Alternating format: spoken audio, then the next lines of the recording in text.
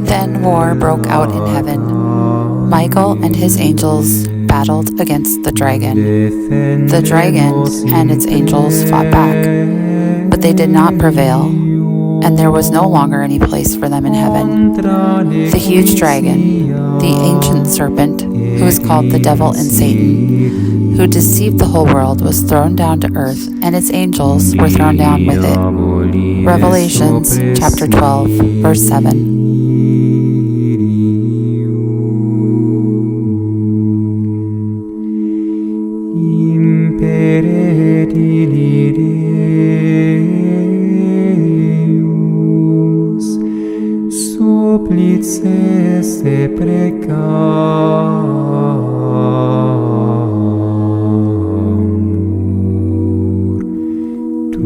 We have settled squarely into the Burr months, which is when I feel like I emerge from hibernation, not only because I love the coziness of this season, with cups of hot coffee, the smell of wood smoke, oversized sweaters, and pumpkin everything.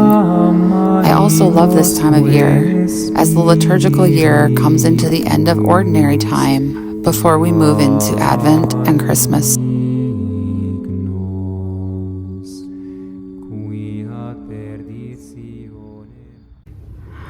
This time of year also holds one of the Catholic feast days that really started my family on a path to liturgical living.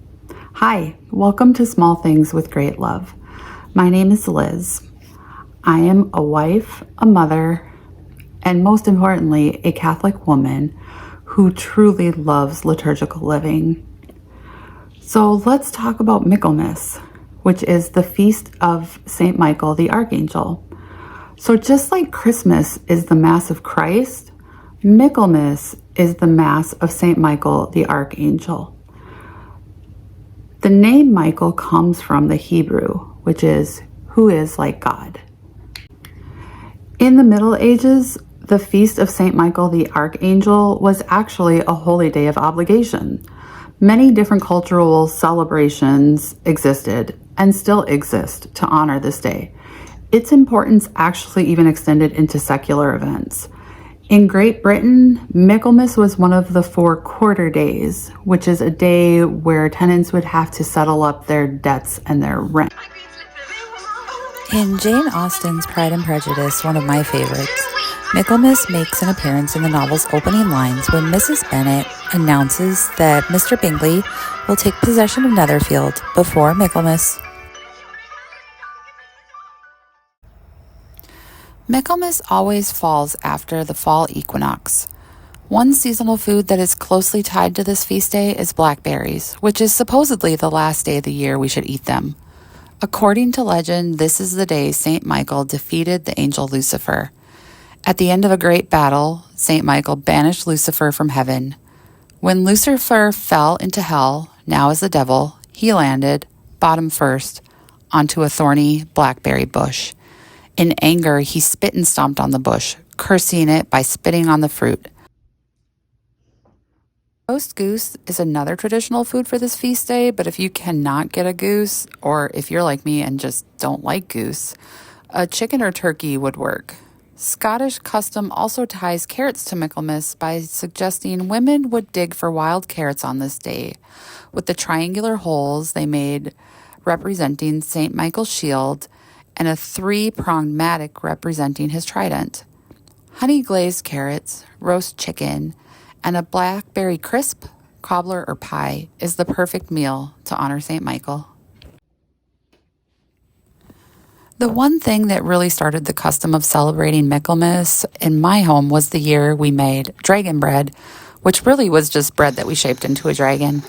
After baking it, we cut the head off, representing St. Michael slaying the dragon, symbolizing Michael and his angels fighting Satan and overcoming evil. It is a tradition that we have done every year since, and even now, having a teenager who is on the cusp of adulthood, it is something we still do together every year. I recently started milling my own flour, so this will be the first year I attempt it this way, but any regular dough recipe or even a frozen bread dough from the grocery store can be shaped so you can make your own and start this tradition with your family. You can see my cat is wanting to make an appearance. She's my very special friend. And if I sit for more than 7 seconds, here she is. So I'm a military veteran. I'm the spouse of an active duty service member. And when I was growing up, I was the daughter of a deputy sheriff. I've always felt a special draw to St. Michael the Archangel, as he is the patron saint of the military, police officers, paramedics, and any other career fields that face danger due to his role as the protector against evil. If you hear crowing in the background, it's because my rooster, I don't know if you can hear it, but he would also like to say hello to all of you. He just learned his voice this week, so apologies if you hear a rooster crowing in the background. But the prayer to St. Michael is actually relatively new in the history of the Catholic Church. It was composed by Pope Leo XIII in 1884 after he had a dream where he had a vision of demonic spirits attacking the church and Satan boasting that he could destroy the church within 100 years. He ordered the prayer to be recited after every low mass, and it has been said in many masses, continuing still to this day at the end of mass, making it part of the Leonine prayers. This prayer became a symbol of defense against spiritual evil, and its use was actually revived by who is now Saint John Paul II, as an awareness of spiritual warfare grew. Something that I find really interesting is that when the then Cardinal Robert Francis Prevost was elected to the chair of Peter, he took the name Pope Leo XIV, and it was on the anniversary of the apparitions of St. Michael the Archangel on Mount Gargano in Italy.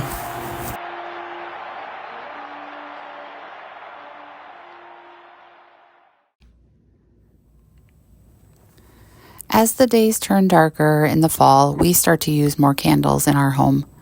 Lighting candles as a daily ritual creates a warm, cozy atmosphere and invites a sense of calm and peace. It reminds me of being at Mass and its intentionality. One of my favorite windows at my church depicts St. Michael standing over a dragon. You can make your own stained glass candle holder by taking small pieces of tissue paper and gluing them onto a glass jar. Once the glue has dried, a silhouette of a dragon can be glued over that. While lighting, you can recite the St. Michael prayer. St. Michael the Archangel, defend us in battle. Be our protection against the wickedness and snares of the devil. May God rebuke him, we humbly pray. And do thou, O Prince of the heavenly hosts, by the power of God, cast into hell Satan and all the evil spirits who prowl about the world, seeking the ruin of souls. Amen.